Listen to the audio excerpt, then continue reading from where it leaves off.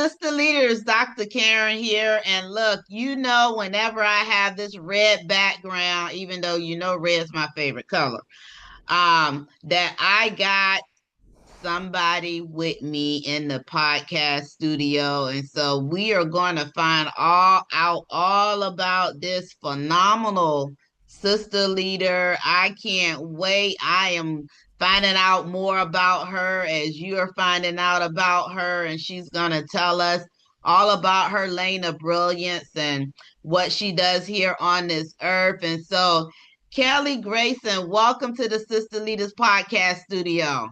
Thank you, Dr. Karen. I'm glad to be here. So before we get started and get all in your business, because I got questions.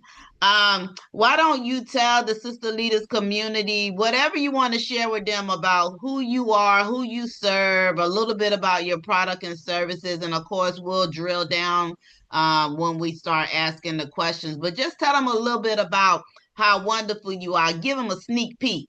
Absolutely. Well, thank you. It's an honor to be here with you and the community. So, as Dr. Karen mentioned, my name is Kelly Grayson.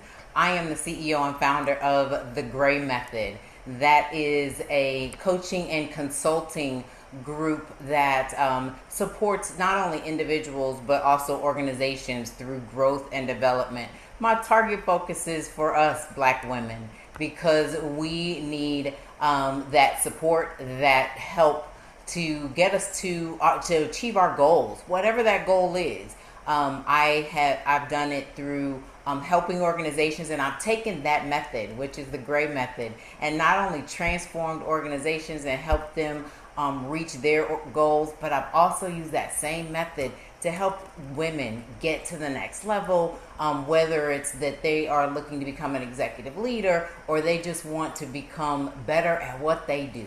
So I've taken that method and transformed it, not from a just focusing on corporations, but also focusing on individuals.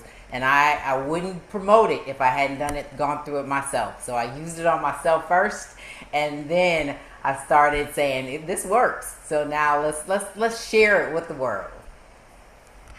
We like that because we don't deal with theory here in the sister leaders community. All of our leaders have walked the walk and talked the talk. And so I do have a few questions about your Gray method a little later, but let's get started because you are such a well-rounded sister leader.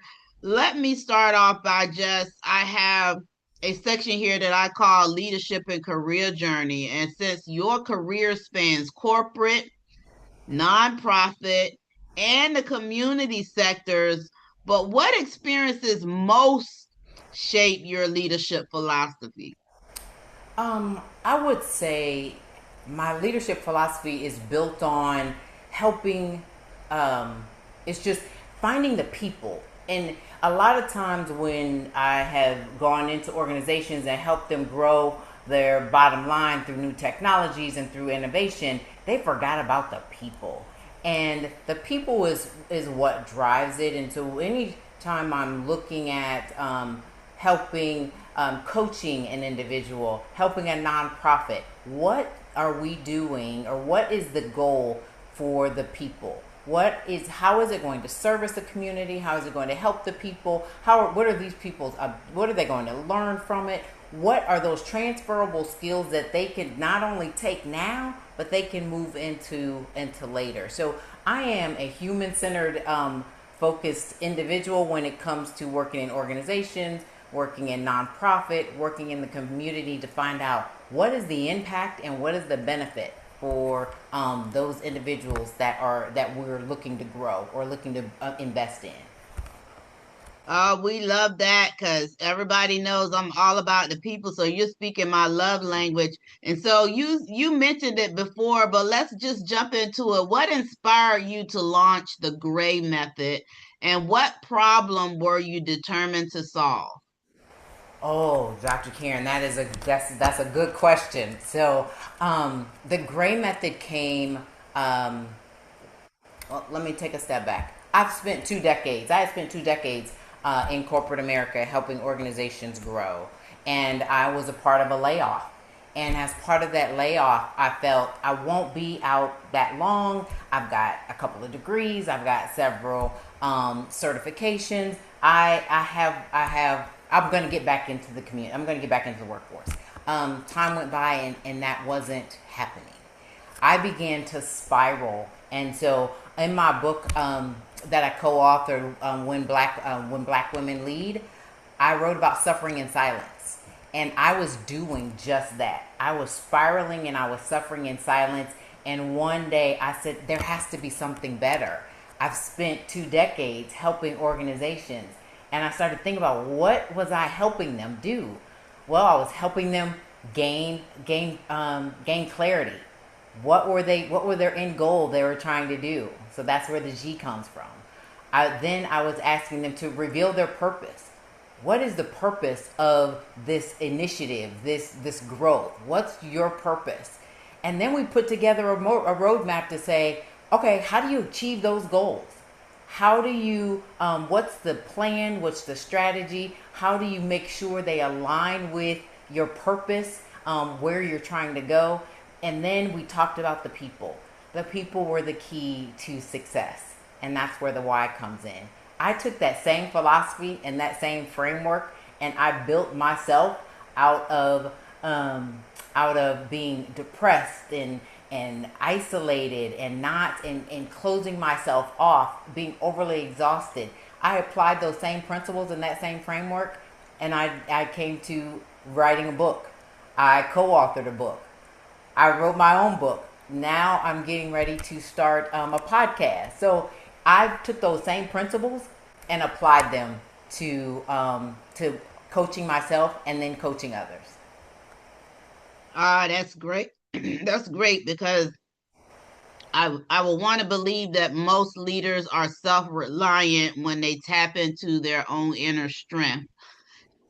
So, since we're talking about leadership, and we just mentioned how you came about the gray method, how has your definition of leadership evolved over the last 20 years? Because you have decades of experience, and we know we all define leadership differently. Yes. So earlier on in my career, I worked very hard to have a seat at the table. So it was that I was trying to emulate my counterparts. I needed to perform like them. I had to have a mindset like my counterparts. So where it became very important to me is that I have to be able to set my own stage. I have to be able to be a commodity and bring to the table something that no one else is bringing. And so, being able to tap into experience, being able to tap into, the theory that we as young women have always lived with is we're gonna make it work and we're gonna make it happen with less resources, less information. Taking that along with while sitting in those rooms, I began to listen. I began to listen, and I began to develop a different way of thinking in combination with what I was raised with and what I was born with, in that steel and that drive and determination. So I used what I was learning from a textbook and a all the certifications and leadership courses, and applied them to just the drive and the determination that will help me grow. And it not only became that I needed to do it for other people, but I was doing it for myself. And I then had a different way of thinking and a thought process that got me those invitations to the table. Awesome, awesome. So, I want you to think about a challenge. Okay. And what has been the most significant leadership challenge you've personally overcome? Um, I would say the challenge that I've overcome the most is meeting people where they are, and I say that because I, I once had a team, and my team, and I am very quick, fast paced, very wanting, can come up with a solution, then coming up with an extra strategy to say, so fail forward. If that didn't work, let's go on to plan B. But when you're surrounding yourself with individuals that had different skill sets than you can't operate that way. So I needed to be able to adjust my leadership in order to be able to get the best out of those individuals, and that meant changing the way I operate slightly, and that accompanied the way that they operated, because I was focused on getting the best out of them and them getting the best out of themselves, but I needed to meet them where they were and not force my way of leadership on them. So that was a huge lesson and transition for me as a leader. Absolutely, absolutely. I learned that lesson doing my walk as well. So I certainly understand. So you mentioned the term human centered earlier. And so I want to go back to that because I'm a data geek and I'm a people person. And so, how do you balance data driven strategies with human centered leadership approaches? Both are needed. Yes, absolutely. And so that is, so just recently helped an organization through a change management initiative. And we needed to look at what was the employee experience, as well as how do we build a business case in order to get the funding we needed for the new initiative. And so with that, I talked with the individuals. I talked with all levels of employees to identify what works well, what is not working so well. What are those pain points? What are those best practices? I then took their information and took data and found out what are their click rates on the existing program. So I looked at their adoption rate, their click rates, and then how long are they staying connected to that particular system or software. What was the delay time in getting in what we were asking them to do? Did we have more that were late? So I did a lot of looking at human trends, and those trends and those numbers were dictated by the behaviors that the individuals were demonstrating. If they weren't engaged in performing the exercise of the task, so their engagement was less, had a less adoption rate in the actual system. So I was able to understand and identify the human behaviors that were generating or that were driving the numbers that helped us understand the lack of participation, the lack of engagement, the delay in completing the process past due dates, and what those time frames look like as well. Love it, love it, love it. And that actually answered another question I had where I asked wanted you to share a transformation story. So I think that's a good example of a transformation story. So let's move into coaching and leadership development. And so you are ICF certified coach. And so what separates coaching from mentoring or consulting? Because a lot of people use those interchangeably. Yes. Yes. So coaching is, I ask the difficult questions. I ask the difficult questions and the questions that we don't want to ask ourselves because we're afraid of the answer. And then I continue to ask those questions to help guide and come up with a solution, because the answer, we have the answers. We just don't want to either, number one, accept them or do the work to get to accomplish the goal. So that's what coaching is. Coaching is asking the difficult questions.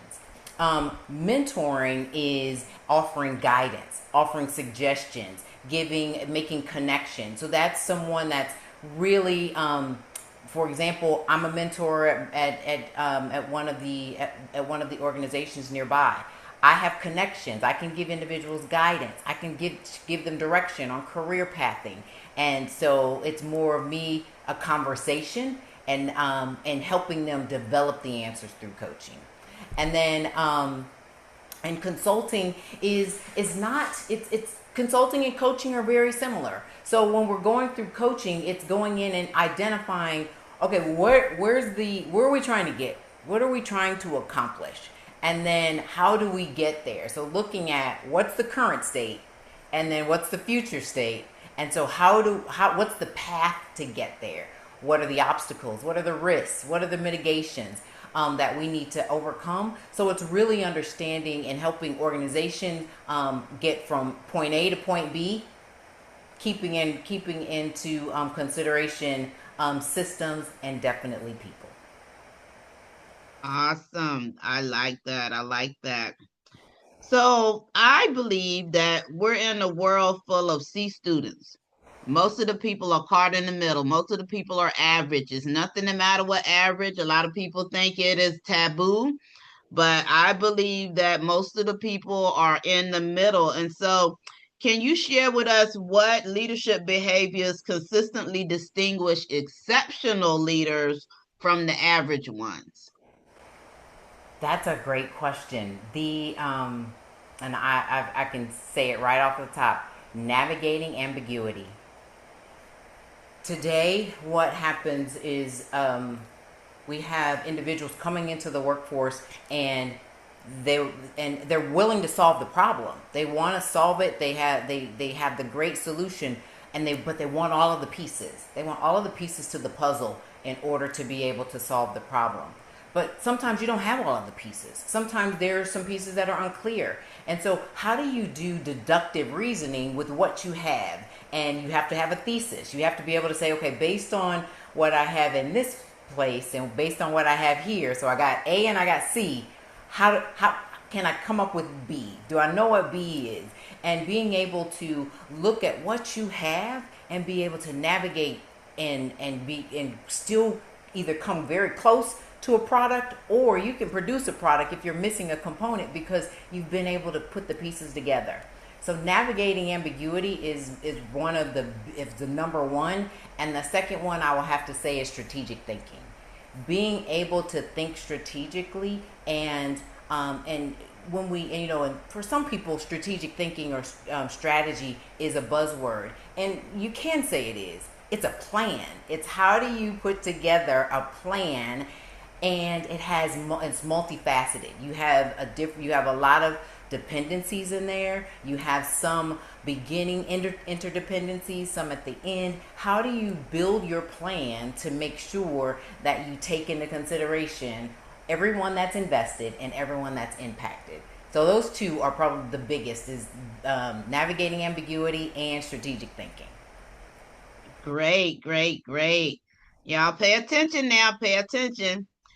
So this question has a phrase in it that I have found myself using um, recently, and this month is Mental Health Month. It says, "How can leaders create psychologically safe environments where people feel seen, heard, and valued?"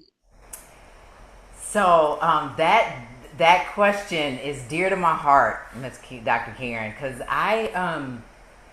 so in my book that's coming out, The Words We Don't Say Out Loud, I talk about psychological safety. But psychological safety sometimes is very isolated, and there's really three components to where psychological safety falls in, and it's really considered engagement. Psychological safety is one piece. And then the other piece is psychological meaningfulness. Meaning, what am I doing? Is it meaningful? Is it impactful? Is it my purpose? Is it something that I feel I am making a contribution to? So psychological safety being that my voice is heard. I have a space where I can share my ideas. It has to also be coupled with psychological meaningfulness and what I'm doing and the project that I'm working on or what I am looking to engage in. Is it meaningful to me? And then the third piece is psychological availability. So if I can have that space to share my thoughts, share my point of view, my perspective, and I feel like what I'm doing is meaningful, I also need that psychological availability where I can then kind of take a mental a moment to level set. Take a moment to say, okay, let me think this through. If I need to take meditate in the middle of the day, is that helping me show up as my best self? Absolutely. So psychological safety, psychological meaningfulness, psychological availability all fall under the category of engagement. And is this person engaged in what it is that we're trying to get them to accomplish? And are we giving them that space to meet their human need, their human drive, in order to be engaged and have a voice and know that they serve a purpose and have the flexibility to be able to get the work done and show up as their best self? Look, I done slipped into student mode, girl. I'm over here learning and taking notes, boy. I love that. Psychological safety, psychological meaningfulness, and psychological availability. Yes. So I love that. Oh my goodness. So kind of akin to psychological safe, what role does emotional intelligence play in leadership effectiveness today? It plays in a very important role because just as I had mentioned, is you have to meet people where they are. You also have to be socially aware of how you are showing up. So emotional intelligence talks about are your social management, your relationship management. How are you showing up for your teams and for the people around you? And that was a huge lesson for me when I was going through that suffering in silence. I wasn't showing up for myself.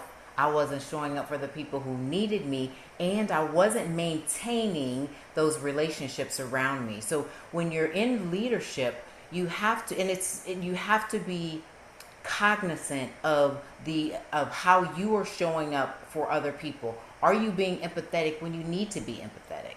Are you asking questions when you need to ask questions, whether it's for yourself or whether it's for someone else? Do you have the right mindset and the right skills to be able to push back and challenge respectfully those that are not aligned with you? And how do you invite them into a conversation? Not call them out, but invite them into that conversation to say, let's talk about this, because it did not land very well when we had that for others that are not showing up for you. Oh, I love that. I love that.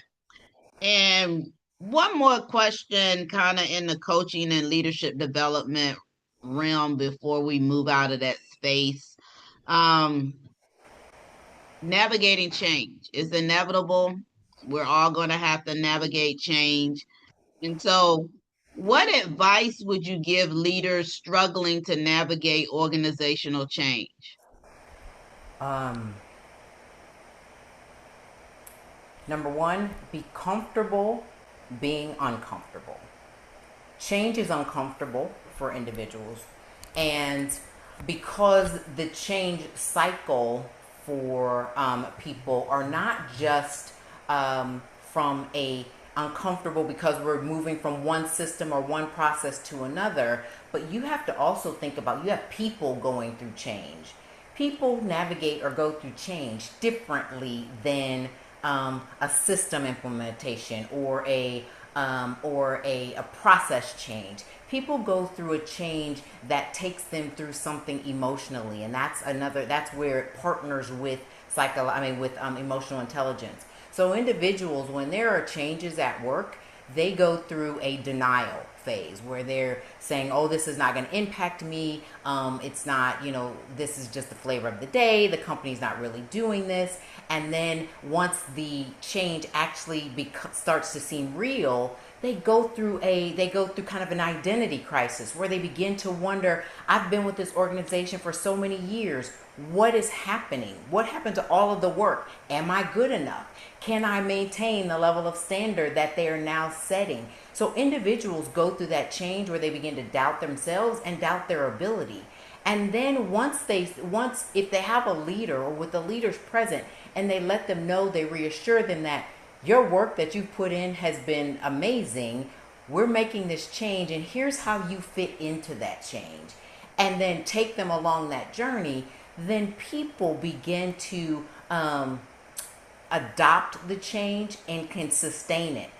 One of the pieces that we forget all of the time is that not that system, I mean, that when change happens in an organization, that it's not only affecting people from a process or how the way we work, but it's also affecting the mental and the stability and the thoughts of individuals that impact how they work. So if I'm questioning my ability, I may not be showing up and doing my best job because I'm either one, thinking this role is not going to be mine in the next couple of months, or I'm thinking, why should I do the best I was doing before? It's not appreciated. So navigating change from leaders has to be a trifecta. Awesome, awesome. So my next area is Black women and workplace leadership. You talked a little bit about when women lead and suffering in silence. And I believe we know what that phrase means to you just by a little bit of how you talked about or described that time in your life. So my question to you is, why do so many Black women feel compelled to carry burdens silently in professional spaces?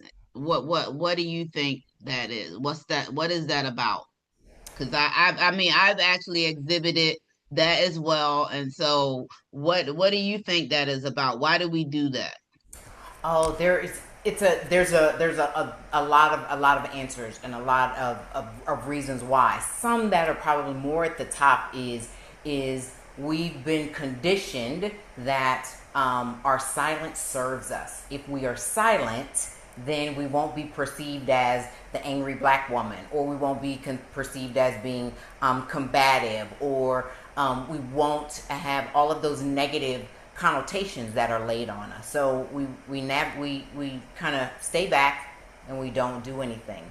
Meanwhile, while we're staying silent, we are consistently being overtalked, undervalued. Our projects are we're doing all of the groundwork for projects, but yet they are being handed off to other individuals that don't look like us.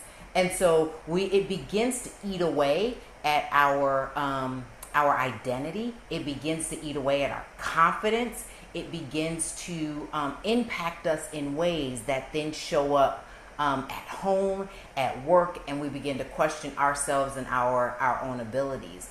So we, as Black women, we're taught that we always have to be better. We have to be more educated. We have to be better prepared. We have to. We're strong. We can take on anything. And so, because we were taught as young women, as little girls, that myth, we have carried that, and it continues to manifest as we do grow in organizations. We become leaders. We then we have teams that we're trying to lead through this. And then I would say the other piece is that Dr. Karen, there are not a lot of us in leadership, in upper leadership, and we don't have those role models. And so we don't think that people are going to understand. So we don't take it outside because we do not have one. No, so there's very few of us in the business in that senior leadership level that we can speak to and have those conversations. We're afraid if we take them outside to our friends or to our colleagues, they're going to say, well, what are you upset about? You're a director. Or what are you upset about? You make this amount of money. You should be happy that you have the job and the things that you have.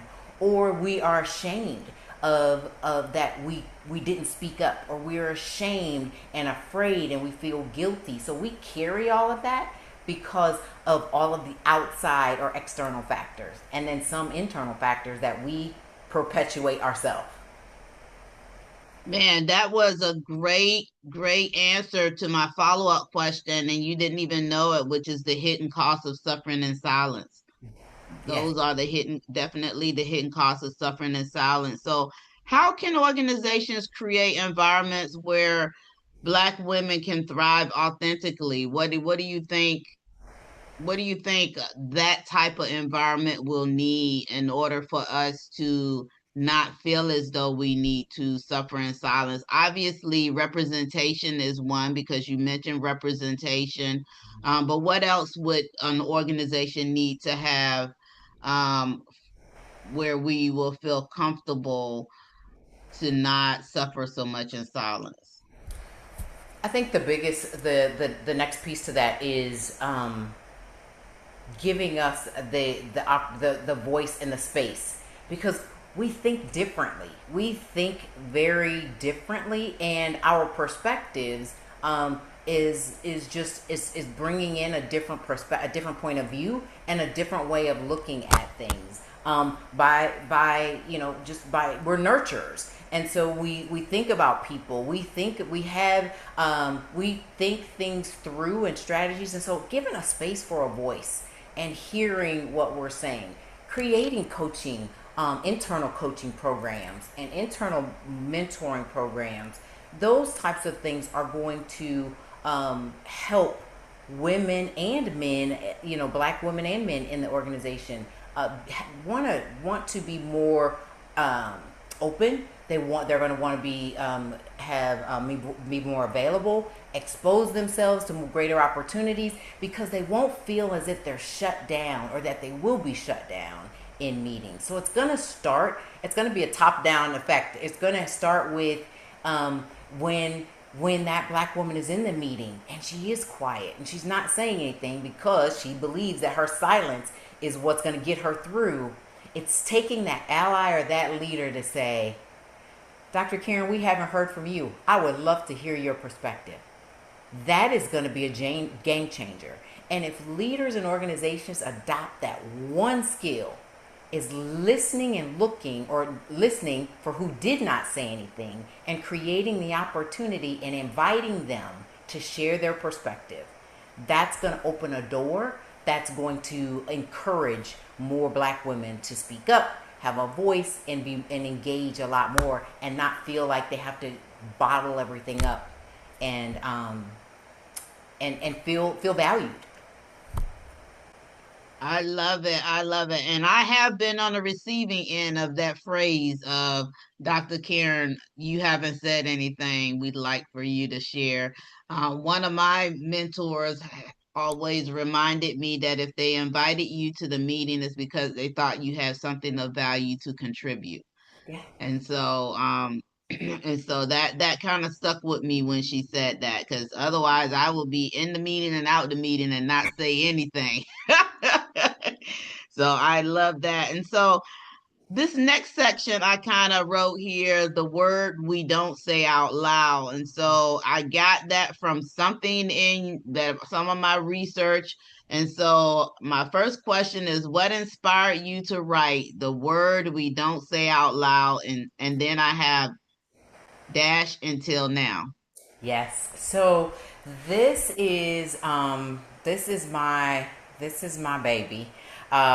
The words we don't say out loud until now is a manuscript that will be published and out soon, and it is a collection of email exchanges between myself and corporate America. And to tell a quick story about how it came to existence is during that time I was laid off, I treated looking for my job search like a job.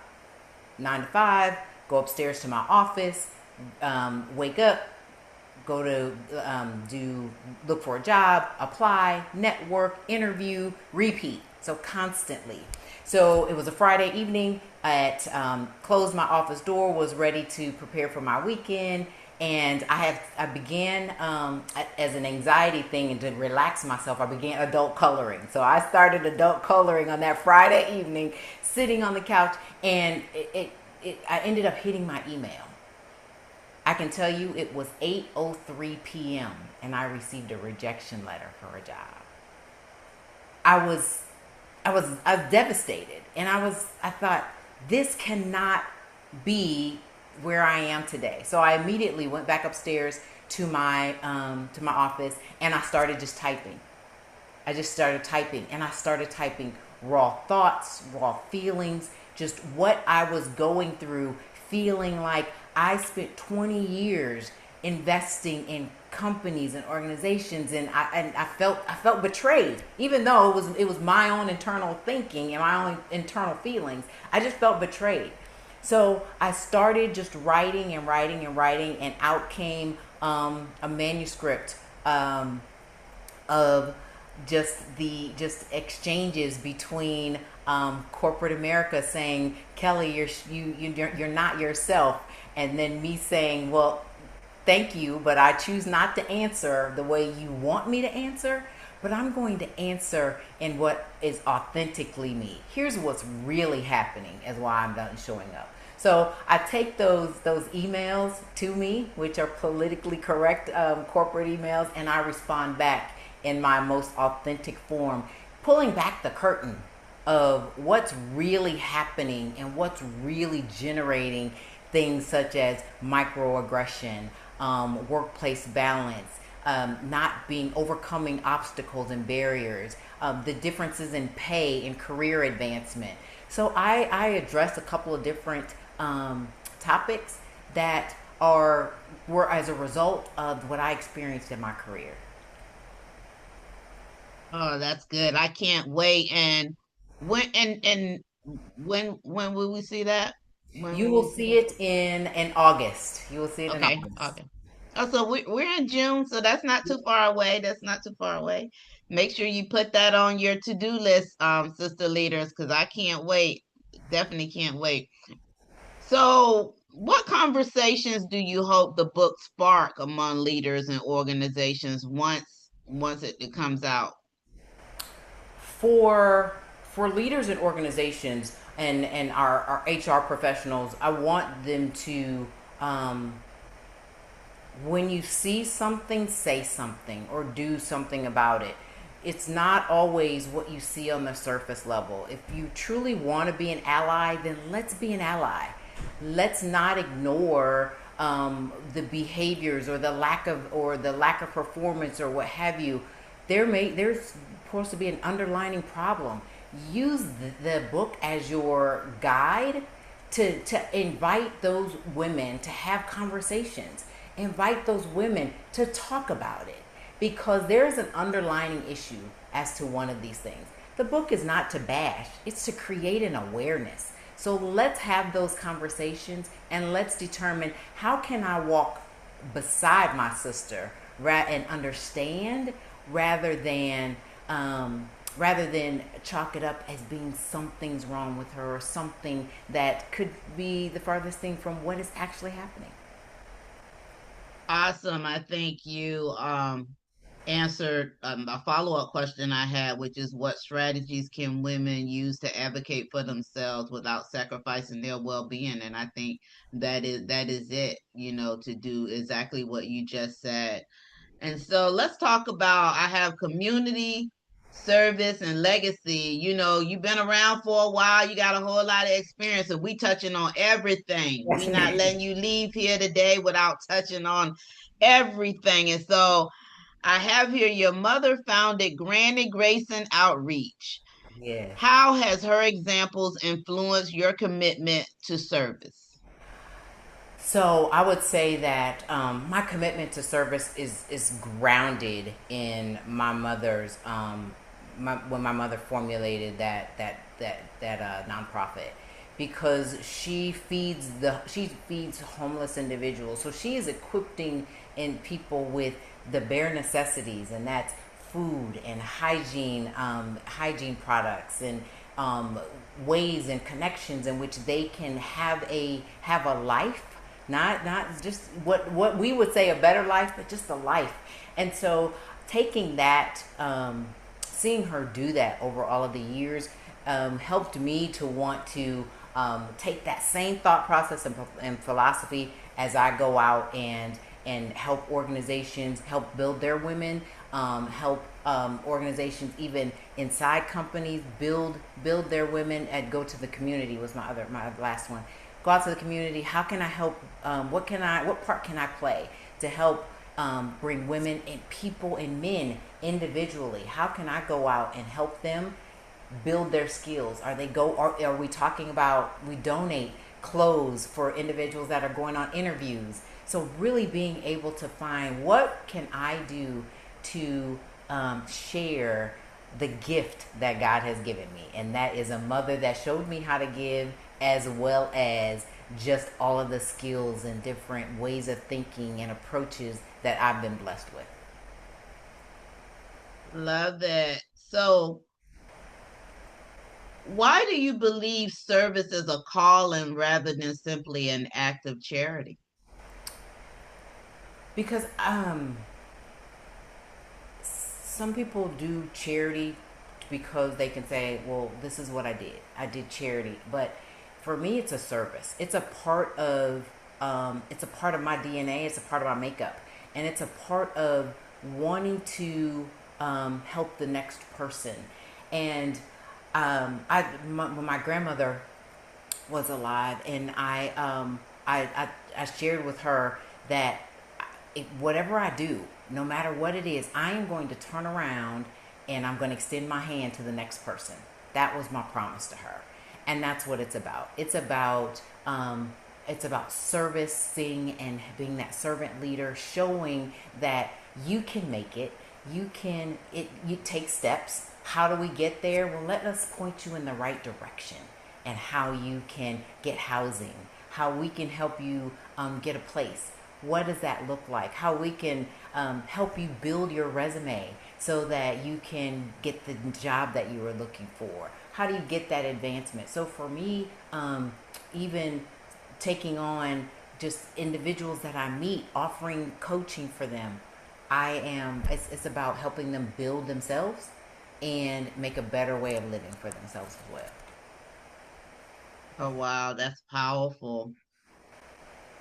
So you have your nonprofit side and then you have your corporate side. And so, what leadership lessons have you learned through your nonprofit work that corporate leaders can benefit from? Oh, let me see. I'm gonna have to go back to where I'm grounded, and that's people. Is that the people that are in the community and needing help? Those are the less fortunate in that realm and aspect. In corporate America, you have individuals that have hidden talents that we don't know about. You have individuals that are thriving to want to grow and develop, but we don't give them the space. We don't create the opportunities. We don't coach them and create just something that's a simple plan, growth plan for them in order to help them be the best that they could be. When one thing I like to always ask organizations is, how do you build your legacy? What does legacy look like to you? And a lot of them don't know. When you talk to individuals in the community, you ask them, tell me your story. What does legacy mean to you? And it's, Miss Kelly, I just want to have a roof over my head. Something as simple as that we take for granted is very impactful. Well, let's help you get there. And in the interim, and in organizations, when we talk about legacy, you're retiring. How do you build up the next set of leaders? What skills do we put together to help them grow, to help them continue this thriving organization? How do you do that? And being able to do that mind shift for people, that people are the key to success. Just where I have the why in the Gray method. People are the key to success. How do you give them the resources in order to get there? That's powerful. So we just got a few more questions. Kelly, we're wrapping up. I promise you we're wrapping up. All right. So the my closing questions have to do with wellness and the future. And so you are passionate about health and wellness. How does personal well-being impact leadership performance? Oh yes, that they go hand in hand.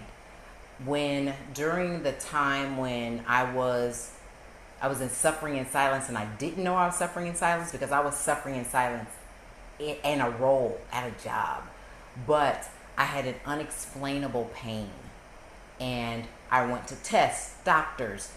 We still haven't diagnosed it. The pain is gone, but we still haven't diagnosed it. Now I can look back and say, my body was telling me there's something wrong. And I was ignoring it, or I was thinking it was something else. But what I was going through at work was a direct correlation with what my body was going through and experiencing. And so that was my first incident, and I kind of chalked it up. I didn't put a lot of weight into it.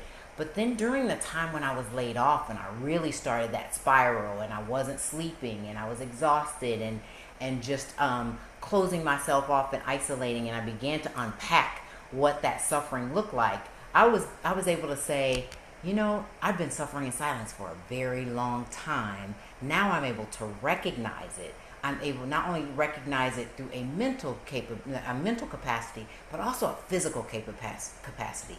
I now know that my body isn't right. So prior to that, I was in health and fitness. I was a personal trainer. I even did amateur bodybuilding. So going to the gym became my way of life. It became just an everyday routine, and I had gotten away from that.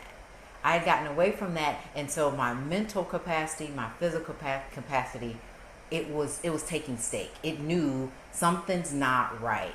Once I had transitioned out of that job, I wasn't hurting anymore, unexplainably, just not hurting anymore, literally. But I had continued my regimen of working out, and just eating healthy and just maintaining that way of life. Every morning at 5 a.m., I am in the gym, or let me not say every morning, 4 days a week, 4 to 5 days a week at 5 a.m., I am in the gym working out, because that gives me, that helps me show up as my best self. I get a workout in the morning. I can run, I can lift weights, I can do whatever it is that helps me ground myself. So now I can go in and tackle whatever it is that the day is going to bring me. That allows me to have my physical and my mental well-being in balance. So I needed those to be in balance, and then I learned to say no. I learned to say, I've taken on too much right now. I have to wait. What's the timeline like? And because I've built such a commodity for the way my approach to things, I'm getting that negotiation on timeline. So I'm being able to say no, keeping in line with my mental and my physical well-being, and it's making me a well-rounded individual. I'm able to show up as my best self, as a leader, as a consultant, as a coach, whatever it is. Well, I tell you, your goals for me, because I haven't gotten it yet to get up in the morning before work and work out. I definitely are not consistent. So that is my area of opportunity. But I have heard stories of people, what they were going through outside of their body was impacting their body. And it was almost like this phantom pain, and then once they got through whatever it is that they were, it just disappeared. Yeah. It just disappeared. So I assume all of it was tied there together. um and so I have heard stories of that. Yes. So my last question is, so that means I got one more after this question, is, through Let's Just Talk About It, you create space for women of color to unload and refill. Why is community so critical to leadership success? So we launched Let's Just Talk About It to let women of color know that you are not alone. Part of suffering in silence is that we think, or we believe, that we are the only ones going through that. So we built a community of women where we have a topic, we share our experience with that topic, we give some statistics about that topic, how it's impacting women today. This is a place where we are vulnerable, and we encourage women to be vulnerable, because that's where the breakthrough is going to come. So to let women know you are not in this alone, and you have a community of women, regardless of our education, where we work, our experience, regardless of that, we have gone through the exact same thing. So, how do we talk about it? And how do we leverage each other and rely on each other to listen as well as to help us get through it? You no longer have to do it alone. And creating these communities where women can come together and talk about it, not feel judged, not feel embarrassed, but feel that I know there's someone else in this room that is going through this or has gone through this. How can we either partner together and take this journey, or what can I learn from her that can help me get through? Yes, yes, yes. And so my last question, I must have been, we must have been in sync when I was writing these questions because it has to do with legacy and it has to do with Kelly Grayson legacy. And Yes. so what a perfect question to end on. Looking ahead, what legacy do you hope Kelly Grayson leaves for the next generation of women leaders? Ooh, that's a powerful question. Um, I want my legacy to be that create a space where we continue to expand, that we're not alone, and that we are, and then we get a line of women, just women all over, women of color all over that are willing to turn around and help our younger generation and help them be able to navigate what they may be challenges, or understand that sometimes things that are said is not always what is meant, and how do you read between the lines. But really, and what I like to say is teach them how to play chess and not checkers. So my legacy is to create a community of women that are all willing and ready to turn around and extend your hand and help the next person, help the next woman, whether she's in college, early career development, whatever that looks like. Help her, because navigating these challenges and these things, they're not going to get any easier. And if they don't see faces that look like them, they're going to listen to the words and not really be able to put into play, into practices, the best ways to make it through and excel and thrive and strive and exceed. So knowing that, I would like to see more women, or help a woman that I then report to, a black woman I now report to, helping that and helping her grow to get there, equipping her with the skills, the way of thinking. That's what I want my legacy to be. You heard it. It's been documented here on the Sister Leaders podcast. And so I have no doubt whatsoever that that check box will be checked off. And so this has been a wonderful, wonderful interview. Of course, I didn't hit all of my 30 questions, but I never do. But I was trying to come close because this is such an interesting interview. So why don't you share with the Sister Leaders community how they can stay connected to you, anything that you got going on, talk about your books, your framework, where you're going to be popping up even before Sister Leaders, just and how they can connect with you. Absolutely. Well, thank you, Dr. Karen. So let's start with Let's Just Talk About It. So Let's Just Talk About It is a podcast that is happening every 2 weeks. We have a Facebook group out there that you can go and join the Facebook group on Let's Just Talk About It, and you'll get calendar invites and stay connected. Hear the stories that other women are going through that are your same stories. We're even going to build a YouTube channel so you won't miss an episode. If you join later, you won't miss an episode. So Let's Just Talk About It is the Facebook group. Go out and join that group. You'll have the opportunity to interact with an amazing group of women. Next, I will be speaking at the Professional Women's Network Conference in Louisville, Kentucky on July 31st. I will be there, and I will be a book signing. So I will be signing with my co-authors the book, the women. When Black Women Lead. That's available on Amazon right now, so you can go out and purchase that. We'll be there signing books. I'll also be there because that will be a soft launch. That'll be the first 25 copies of The Words We Don't Say Out Loud, but it will officially launch and be available on Amazon in August. So those are the two, and then of course I'm going to be there with Dr. Karen in Virginia, president, being present on the stage and interacting with all of the beautiful women that are going to be on site there, and I'm just ecstatic. And you can reach me at thegraymethod.com. Right, it gives you kind of a bio of what the Gray Method is about. You can also set up a call where we can talk about, is the Gray Method for you as an individual, for coaching? Is it something we want to bring into your organization to help you overcome any obstacles?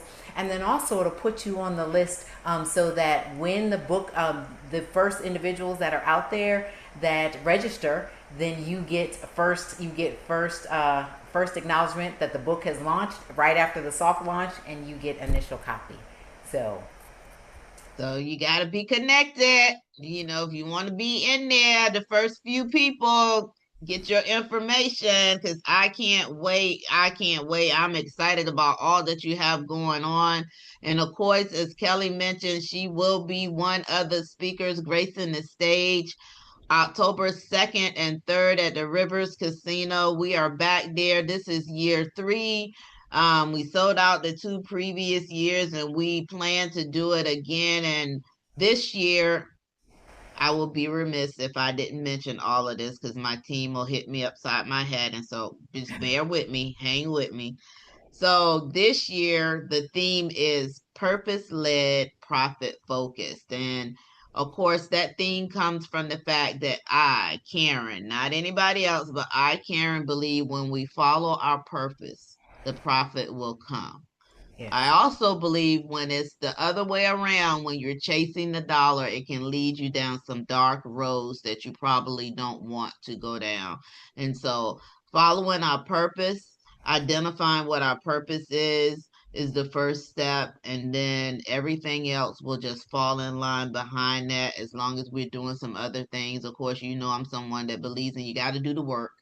You got to do the work that's involved with professional development and all those other things because, again, the world is full of C students yeah, and you want to be outside of the C student realm. And so we want you to go up, not down, because the other people who are outside of the C student, they're either up or down. So we want you to go up and be the best that you can be. And so, stay connected. You'll see more of Kelly. You know how we do things. We have a lot of visibility. You'll start seeing all the other speakers as well.